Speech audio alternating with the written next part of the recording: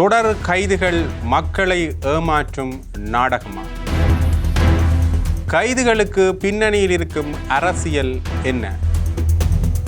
பசிலினுடைய பிடியாணை எந்த வகையில் சாத்தியம்? தொடர்ந்து பேசலாம். இது ஆயுதம். இதன் ஒரு சொல் கொல்லும், ஒரு சொல் வெல்லும்.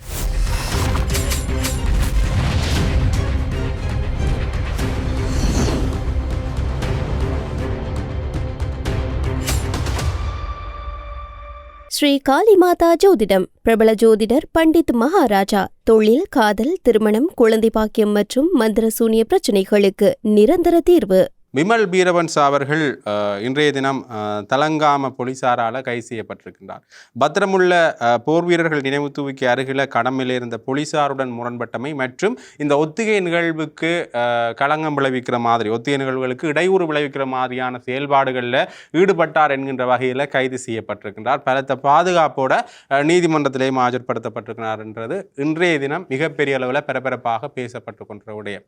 உண்மையிலேயே இவர் பிணையில் விடுவிக்கப்படலாம் என்கின்ற ஒரு ஊகம்தான் பலர் மத்தியிலேயும் இருக்கின்றது. உங்களுக்கு தெரியும், ஏற்கனவே முன்னைய காலகட்டங்களிலேயும் கூட விஐபிக்கள் என்று சொல்லப்படுபவர்கள், அரசியல் விஐபிக்கள் என்று சொல்லப்படுவர்கள் பெரிய அளவில் கைது செய்யப்பட்டு பின்னர் விடுதலை செய்யப்படுதுன்றது ஒரு சமரசமாக பேசப்படுகின்ற ஒரு விதமாகத்தான் பார்க்கப்படுகின்றது. குறிப்பாக அவர்கள் மருத்துவமனையில் அனுமதிக்கப்படுறது என்பது, அவருடைய மருத்துவ சான்றிதழ்கள் நீதிமன்றத்தில் ஒப்படைக்கப்பட்டு பின்னர் மருத்துவ சான்றிதழ்கள் கூட பரிசீலனைக்கு உட்படுத்தப்பட்டு என்று நிறைய விடயங்களில் தொடர்ந்தும் இந்த வழக்குகள் அலக்களிக்கப்படுவதாக இருக்கணும், அல்லது தொடர்ந்துமே கைது நடவடிக்கைகளுக்கு பின்னர் பிணை நடவடிக்கைகள் மேற்கொள்ளப்படுவதாக வந்து ஒரு சாதாரணமான ஒரு விடயமாகவே கடந்து செல்லப்படுகின்ற ஒரு சூழல் தான் இருக்கின்றது. முன்னைய காலகட்டங்களில் இந்த அரசாங்கம் ஆட்சிக்கு வந்த பிறகு தொடர்ந்து இவர்கள் ஆட்சிக்கு வந்த பிறகு இந்த வாகனங்கள் எல்லாம் காலிமுகத்தில் நிறுத்தப்பட்டதாக இருக்கட்டும், அதற்கு பின்னர் இவர்கள் எடுக்கப் போகின்றோம் என்று சொன்ன நடவடிக்கைகளும் அதற்கு பின்னர் இவர்கள் எடுத்த நடவடிக்கைகளும் என்றவாறாக தொடர்ந்துமே இந்த அரசாங்கத்துடைய செயல்பாடுகள் என்பது ஒரு அளவுக்கு பேசப்படுகின்ற ஒரு சூழ்நிலையில் இருந்து இப்பொழுது அந்த விடயங்கள் எல்லாமே மக்கள் மத்தியில் சலித்து போன விடயங்களாகவே மாறி இருக்கின்றன. உண்மையிலேயே இந்த கைதுகளுக்கு பின்னணியில் என்ன இருக்கின்றது? இவர்கள் தங்களை அரசியல் ரீதியாக தக்க வைத்துக் கொள்வதற்காக, அல்லது இவர்களுடைய தேர்தல் விஞ்ஞாபனத்தில் குறிப்பிட்ட விடயங்கள் இன்னுமே நடக்கவில்லை என்கின்ற ஒரு விமர்சனம் மிகப்பெரிய அளவில் இந்த அரசாங்கத்தின் மேலே முன்வைக்கப்படுற ஒரு விடயமாக இருக்கின்றது. ஆகவே இந்த தேர்தல் விஞ்ஞாபனங்களில் நடக்கப்படாத அல்லது இன்னுமே நடந்தேறாத விடயங்களுக்கு ஒரு ஒப்புக்கான ஒரு விடயமாகத்தான் இப்பொழுது சில கைதுகள் நடைபெறுகின்றன என்கின்ற ஒரு கேள்வி ஒன்று இருக்கின்றது. அதே மாதிரியான விமல் வீரவன்சவனுடைய கைதும் கூட பிணையில் விடுவிக்கப்படலாம் என்கின்ற ஒரு அடிப்படையில் தான் பேசப்படுகின்றது. ஏனென்றால் உங்களுக்கு தெரியும், மிகப்பெரிய அளவில் இனவாத கருத்துக்களை சொல்றதுல அல்லது இனவாத கருத்துக்களை விதைக்கிறதுல ஒரு முக்கிய புள்ளியாக கருதப்படுகின்றார் விமல் வீரவன்ச, சரத் வீரசேகர, சரத் பொன்சேகா போன்றவர்கள். இந்த விடயங்களில் தங்களுடைய கருத்து நிலைப்பாடுகளை இப்படியாக முன்வைத்துக் கொண்டிருக்கின்றார்கள். உதயகமன்பில் கூட இப்பொழுது கொஞ்சம் அமைதியாக இருந்தாலும் கூட முன்னைய காலகட்டங்களில் இந்த இனவாத கருத்துக்களில் பெறப்படுறதுல முன்னின்றவர்களாக காணப்படுகின்றனர். ஆகவே இப்படியானவர்கள் கைது செய்யப்படுகின்ற பொழுது சிங்கள மக்கள் மத்தியில் மிகப்பெரிய அளவிலான எதிர்ப்பலைகள் ஏற்படுவதற்கான வாய்ப்புகள் இருக்கின்றது. குறிப்பாக இந்த இனவாதம் பேசுகின்ற அல்லது இவர்களால் தோற்றுவிக்கப்பட்ட இனவாதம் பேசுகின்ற சிங்கள மக்கள் மத்தியில் ஒரு எதிர்ப்பலைகள் இந்த கைதுக்கு பின்னால் இருக்கும். ஆகவே இவர் பிணையில் விடுவிக்கப்படலாம் என்கிற விடயம் மிகப்பெரிய அளவில் பேசப்படுகின்ற ஒரு விடயமாகவே இருக்கின்றது. தொடர்ந்துமே இந்த விடயங்கள் தொடர்பாக பார்க்கின்ற பொழுது விமல் வீரவன்சவனுடைய விவகாரம் மிகப்பெரிய அளவில் பேசப்படுகின்றது. குறிப்பாக அரச வாகனங்களை தவறாக பயன்படுத்தியவர் என்ற வகையில் இவர் ஏற்கனவே கைது செய்யப்பட்டிருந்தார். அதற்கு பின்னர் பிணையிலையும் விடுவிக்கப்பட்டிருக்கிறார். ஆகவே அரச சொத்துக்களுக்கு நஷ்டம் விளைவித்தல் என்ற குற்றச்சாட்டில் கூட இவர் மேல் ஒரு வழக்கு ஒன்றிருக்கிறது. போலி ஆவணங்கள் மூலம் கடவுச்சீட்டு பெற்ற வழக்கு, அது மட்டும் இல்லாமல் சட்டவிரோத சொத்து குவிப்பு வழக்கு, ஐநா அலுவலகத்துக்கு முன்னால் போராட்டம் நடத்தி மக்களுக்கு இடையூறை விளைவித்தமை என்று மிகப்பெரிய அளவில் இவர் மேலே வழக்குகளும் இருக்கின்றன. அது தொடர்பான விசாரணைகளும் மேற்கொள்ளப்பட்டு கொண்டு வருகிறது. சில வழக்குகளில் இவர் கைது செய்யப்பட்டு, சில குற்றச்சாட்டுகளின் பேரில் இவர் கைது செய்யப்பட்டு பின்னர் பிணையில் விடுவிக்கப்பட்ட வரலாறுகளும் இருக்கின்றன. ஆகவே இப்படியாக தொடர்ந்துமே இவர்களுடைய கைதுகள் என்பது வழக்கமான ஒரு கைது பட்டியல் வரிசையில் தான் சேர்கின்றதே தவிர இதன் மூலமாக என்ன நடவடிக்கை எடுக்க போன்றார்கள், அடுத்த கட்ட நகர்வுகள் என்ன என்கின்ற ஒரு மிகப்பெரிய கேள்வி நிலைமைகள் ஒன்று தொடர்ந்து இங்கே இருக்கின்றது. அதே போல தான் அண்மையில் தேரரும் கைது செய்யப்பட்டிருந்தார். உண்மையிலேயே தேரர் பல்லேகம ஹேமரத்ன தேரர் அவர்கள் கைது செய்யப்பட்ட பிறகு, சிறுமியினுடைய விவகாரத்தில் கைது செய்யப்பட்ட பிறகு பின்னர் அவர் பிணையில விடுவிக்கப்பட்ட விவகாரம் மக்கள் மத்தியில், சிங்கள மக்கள் மத்தியிலேயே மிகப்பெரிய முகம் சுளிப்புக்குள்ளான ஒரு விடயமாக மாறியிருக்கின்றது. உண்மையிலேயே அந்த கைது நியாயமானதாக பார்க்கப்பட்டாலும் கூட அதற்கு பின்னரான பிணை நியாயமற்ற ஒரு விடயம். உண்மையிலேயே நீதி என்பது இவ்வாறு தான் செயல்பட்டு கொண்டிருக்கின்றதா? விஐபிக்களுக்கு அல்லது மதம் சார்ந்த ஒரு குறிப்பிட்ட நிலையில் இருக்கிறவர்களுக்கு ஒரு நீதியும் சாதாரண மக்களுக்கு இன்னொரு நீதியுமா என்கின்ற ஒரு கேள்வி ஒன்று தொடர்ந்து எழுகின்றது.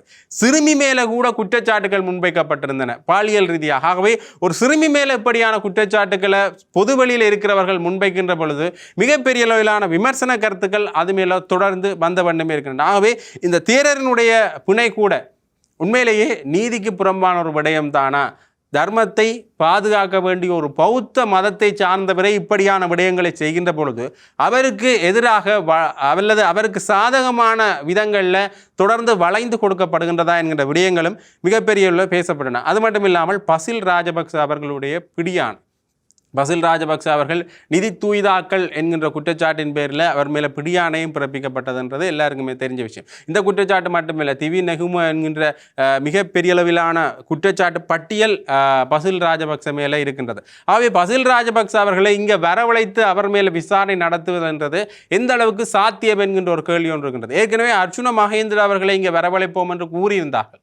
அது உண்மையிலேயே ஒரு கிடப்பில் போடப்பட்ட விடயமாகத்தான் இருக்கின்றது. உகண்டாவில் இருந்து பணங்களை இங்கே கொண்டு வருவார்கள் என்று கூறியிருந்தார்கள். உகண்டாவிலிருந்து இந்த அளவுக்கான பணங்களை இங்கே கொண்டு வந்தார்கள் என்ற ஒரு கேள்வி ஒன்று தொடர்ந்துமே இருக்கின்றது. ஆகவே இந்த அரசாங்கத்தினுடைய தேர்தல் விஞ்ஞாபன கருத்துக்கள் என்பது தொடர்ந்துமே மக்கள் மத்தியில் ஒரு சலிப்பை ஏற்படுத்துகின்ற ஒரு போலி அரசியல் கருத்துக்களாக இங்கே மாற்றப்பட்டு கொண்டிருக்கின்றனவா என்கின்ற கேள்வி இருக்கின்றது. என்றால் மஹிந்த ராஜபக்ச அவர்கள் மேலே விசாரணை நடத்தப்படும் என்று தொடர்ந்துமே அது சம்பந்தமான விசாரணைகள் மேற்கொள்ளப்பட்டிருந்தன. ஆனால் அந்த நேரத்தில் அவர் கைது செய்யப்படுவார் என்று எதிர்பார்க்கப்பட்டது. ஆனால் கைது நடவடிக்கைகள் மேற்கொள்ளப்படவில்லை.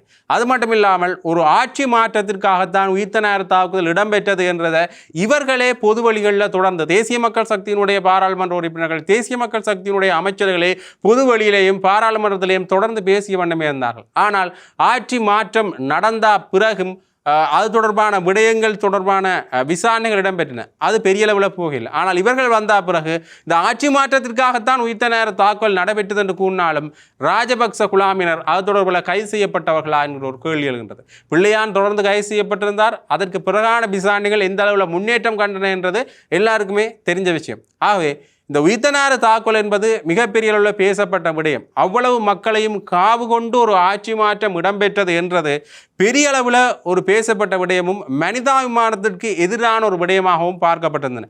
உண்மையிலே அசாத் மௌலானா விட்ட வாக்குமூலமும் வாங்கியிருந்தார்கள். உண்மையிலே அந்த வாக்குமூலம் எந்த அளவில் நடைமுறை சாத்தியமான விடயம் என்றது ஒரு கேள்வியாக இருக்கின்றது. என்றால் மீண்டும் அவரை குறுக்கீடு செய்து விசாரணை செய்தல் என்ற விடயத்தில் தொடர்ந்துமே பொதுஜன பெரமுன கேள்வி எழுப்பி கொண்டே இருந்தது. அது மட்டும் இல்லாமல் பொதுஜன பெரமுனனுடைய தேசிய அமைப்பாளர் நாமல் ராஜபக்ச அவர்கள் பேசுகின்ற பொழுது கூட உண்மையிலேயே இதெல்லாம் தெரிஞ்ச விடயங்கள்.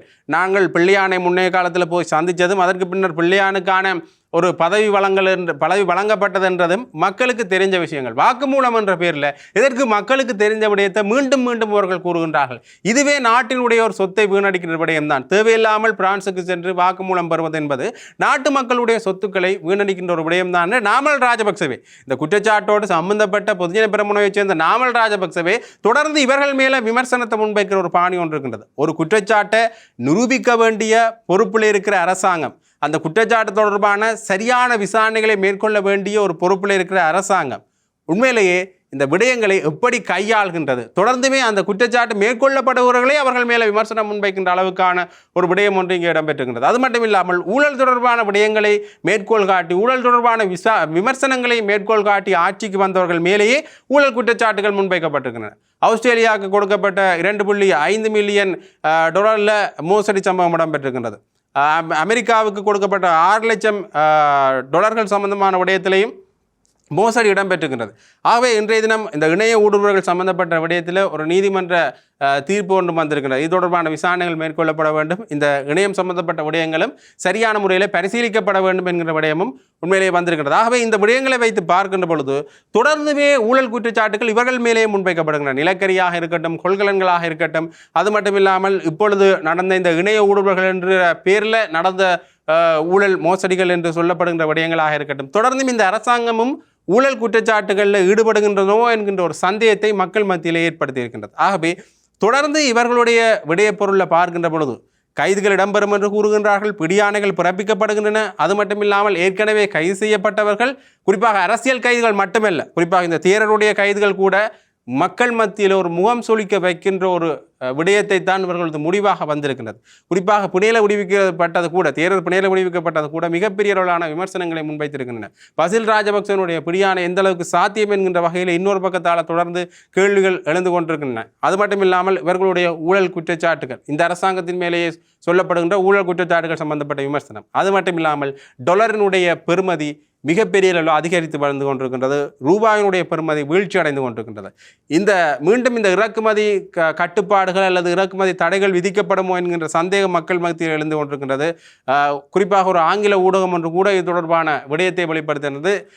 எப்படி கோடபாய ராஜபக்ச அவர்களுடைய காலத்திலேயும் அல்லது தொடர்ந்தும் இந்த இறக்குமதிக்கான கட்டுப்பாடுகள் ஏற்பட்டனவோ அதே போல மீண்டும் இறக்குமதிக்கான கட்டுப்பாடுகள் ஏற்படும், பொருளாதார ரீதியில் நாடு மீண்டும் பழைய நிலைமைக்கு செல்கின்ற வாய்ப்புகள் இருக்கின்றன என்று தொடர்ந்தும் சமூக வலைத்தளங்களிலும் சரி ஊடக பரப்பிலையும் சரி தொடர் விமர்சனங்கள் முன்வைக்கப்பட்டு கொண்டிருக்கின்றன. என்னதான் ஜனாதிபதி அனுரகுமார திசாநாயக்க அவர்கள் இந்த விடயத்தில் தொடர்ந்து பேசுகின்ற பொழுது மீண்டும் மீண்டும் ஒரு விடயத்தை குறிப்பிட்டாலும், முன்னைய காலகட்டத்தை போல அல்லது முன்னைய பொருளாதார நெருக்கடிகள் போல இப்பொழுது ஏற்படாதென்று குறிப்பிட்டாலும் கூட அது எந்த அளவுக்கு சாத்தியம் என்கின்ற கேள்வி மக்கள் மத்தியில் தொடர்ந்து எழுந்து கொண்டிருக்கிறது. ஸ்ரீ காளிமாதா ஜோதிடம் பிரபல ஜோதிடர் பண்டித் மகாராஜா. தொழில், காதல், திருமணம், குழந்தை பாக்கியம் மற்றும் மந்திர சூனிய பிரச்சனைகளுக்கு நிரந்தர தீர்வு.